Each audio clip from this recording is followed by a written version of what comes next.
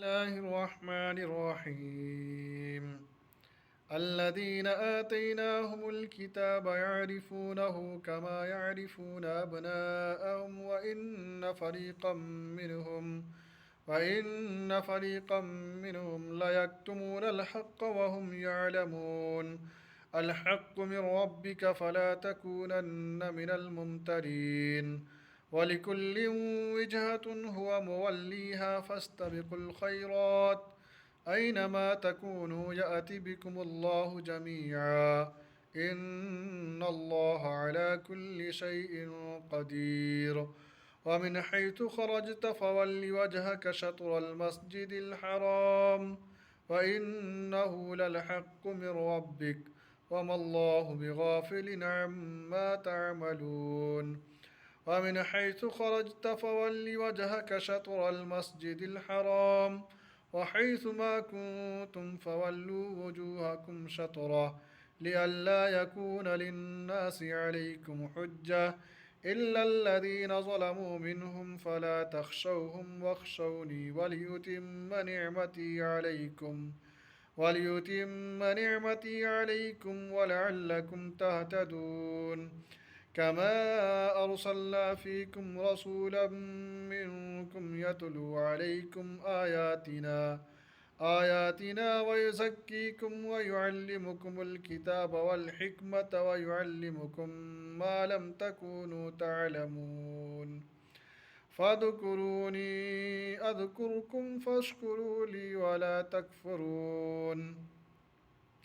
فاذكروني أذكركم واشكروا لي ولا تكفرون يا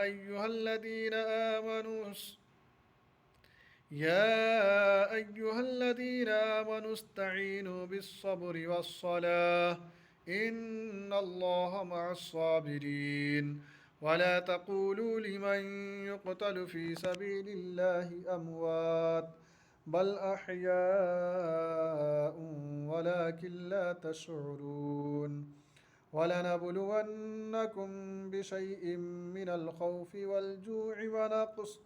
ونقص من الأموال والأنفس والثمرات وبشر الصابرين الذين إذا أصابتهم مصيبة قالوا إنا لله وإنا إليه راجعون أولئك عليهم صلوات من ربهم ورحمة وأولئك هم المهتدون إن الصفا والمروة من شعائر الله فمن حج البيت أو اعتمر فلا جناح عليه أن يطوف بهما ومن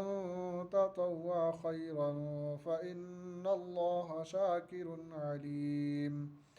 إن الذين يكتمون ما أنزلنا من البينات والهدى من بعد ما بيناه للناس في الكتاب أولئك يلعنهم الله ويلعنهم اللاعنون إلا الذين تابوا وأصلحوا وبينوا فأولئك أتوب عليهم وأنا التواب الرحيم إن الذين كفروا وماتوا وهم كفار أولئك عليهم لعنة الله والملائكة والناس أجمعين خالدين فيها لا يخفف عنهم العذاب ولا هم ينظرون وإلهكم إله واحد لا إله إلا هو الرحمن الرحيم إن في خلق السماوات والأرض واختلاف الليل والنهار والفلك التي تجري في البحر بما ينفع الناس وما أنزل الله من السماء من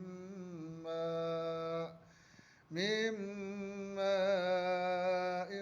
فأحيا به الأرض بعد موتها وبث فيها من